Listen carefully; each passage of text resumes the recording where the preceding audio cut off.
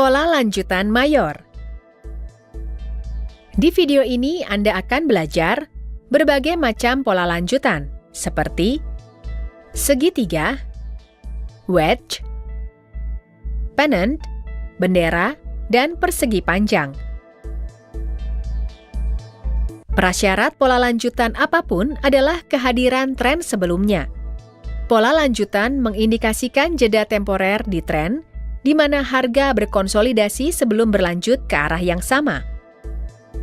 Gerakan selanjutnya akan berada di arah yang sama dengan tren yang mendahului formasi.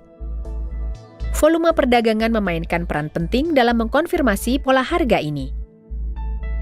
Pola lanjutan tren yang paling umum adalah segitiga, wedge, bendera dan pennant, dan persegi panjang. Ada 3 tipe utama segitiga: naik, turun, dan segitiga simetris yang bisa jadi bearish dan bullish. Jika ada segitiga bullish, pola ini memiliki setidaknya 2 ketinggian yang lebih rendah dan 2 kerendahan yang lebih rendah. Ketika titik-titik ini terhubung ke puncak, segitiga terbentuk. Volume akan menurun karena harga bergerak di dalam segitiga. Breakout diperkirakan akan terjadi di antara 2/3 hingga 3/4 dari lebar segitiga. Volume akan meningkat saat pasar menembus pola. Formasi berlawanan yang ditemukan di tren turun adalah segitiga bearish.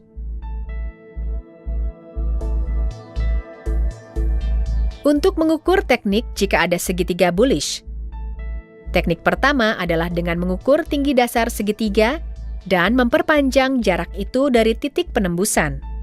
Teknik kedua adalah dengan menggambar garis paralel ke garis segitiga lebih rendah. Saat garis paralel bertemu puncak, kita tahu di mana dan kapan harganya muncul. Harga diperkirakan akan mencapai level di tanggal puncak terjadi. Hal yang sama berlaku untuk target segitiga bearish.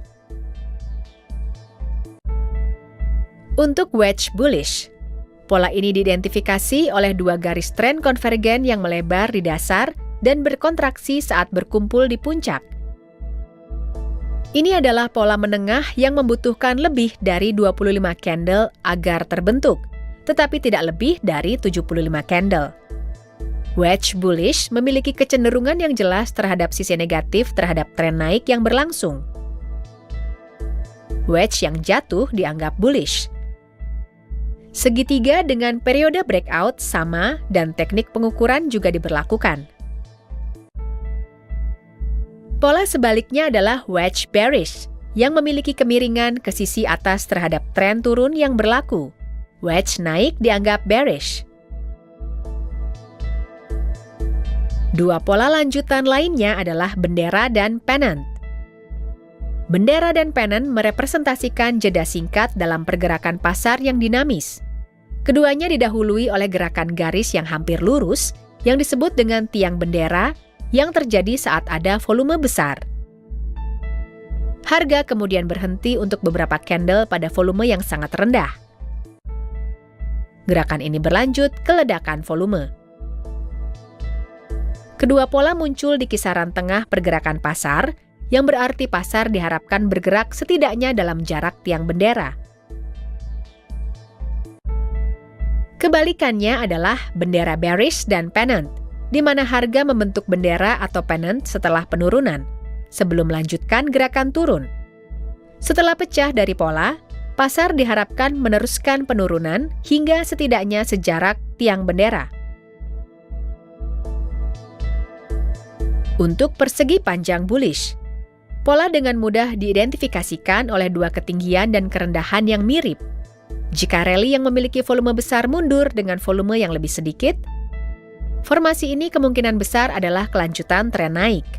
Namun, jika volume yang lebih berat ada di sisi turun, ini bisa dianggap sebagai kemungkinan reversal trend. Kasus kebalikannya adalah persegi panjang bearish. Lagi-lagi, jika ada kemunduran dengan volume besar, kemungkinan besar ini adalah kelanjutan tren turun. Namun, jika volume yang lebih besar ada di sisi atas, ini bisa dianggap sebagai kemungkinan reversal trend. Di video berikutnya, kita akan berbicara mengenai moving average dan MACD. Terima kasih telah menonton.